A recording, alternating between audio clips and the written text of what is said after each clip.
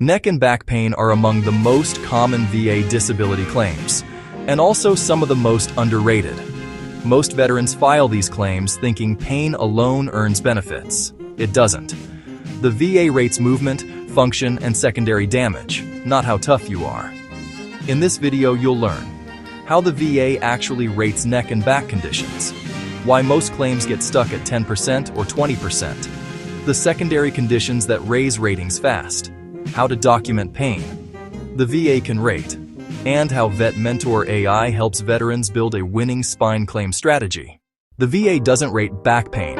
It rates specific spine conditions, including cervical strain, neck, lumbar strain, lower back, degenerative disc disease, herniated discs, arthritis, spinal stenosis, spondylosis. These conditions are extremely common due to heavy gear, repetitive lifting, long ruck marches, vehicle impacts, hard landings, poor sleeping conditions, years of cumulative wear. If you served long enough, your spine remembers. The VA uses range of motion, not pain, to decide ratings. This is critical. Typical ratings: 10%. Mild limitation: 20%. Moderate limitation: 40%. Severe limitation: 50%, 100%. Ankylosis, spine essentially frozen. Pain matters only if it limits movement. That's why so many veterans are underrated. They push through pain during exams. This is the single biggest mistake veterans make.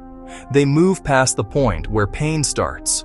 When the examiner asks you to bend, the VA rule is simple. Stop where pain begins, not where you can physically force yourself. If pain starts at 30 degrees and you push to 60, the VA records 60. That can cut your rating in half.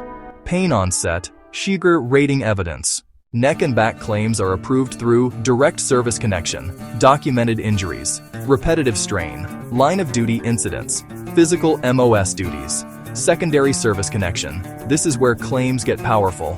Examples: knee injury, altered gait, back pain, ankle injury, hip misalignment, lumbar strain, PTSD, muscle tension, chronic neck pain. Secondary claims are often stronger than direct claims. Aggravation. If you had minor back issues before service and service made them worse, the VA must rate the increased severity. Neck and back conditions often cause secondary disabilities that dramatically raise ratings. Radiculopathy, nerve pain, numbness, tingling, or weakness in arms or legs. Each limb can be rated separately. This is one of the fastest ways to increase a claim. Sciatica, burning or shooting pain down the legs, rated independently. Headaches, migraines, especially common with cervical spine injuries. Depression and anxiety. Chronic pain often leads to mental health conditions that are compensable. Sleep disturbance, pain-related insomnia strengthens secondary mental health claims. One back claim can legally turn into 5 separate ratings. Here's the winning spine strategy. Get a clear diagnosis. Document pain onset, not pain tolerance. Track flare-ups and bad days. Describe how pain affects work, sleep, and mobility. File radiculopathy and sciatica together. Prepare carefully for the C&P exam. Never file spine claims alone. Always look for secondaries. Spine claims fail because veterans don't understand VA mechanics. Vet Mentor AI fixes that. Here's how. Claim Optimizer identifies every secondary condition. Range of Motion Prep Guide teaches you how the VA measures pain. Nexus Letter Generator connects gait issues, PTSD, and injuries. C&P Exam Coach prevents underselling. Denied Claim Assistant rebuilds low or denied ratings. This is expert-level strategy, free for veterans. Neck and back pain don't disappear when service ends.